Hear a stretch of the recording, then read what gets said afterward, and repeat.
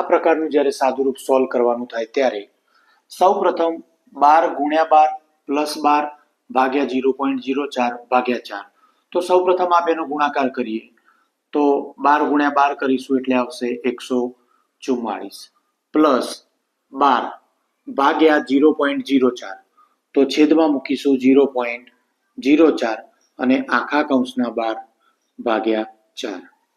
હવે 0.04 ને પોઈન્ટ કાઢવા માટે એકમ દશક 100 એટલે 100 વડે ઉપર ગુણી દઈશું તો ઉપર બની જશે 144 પ્લસ 1200 અને છેદમાં આવશે 4 ભાગ્યા 4 એમને એમ.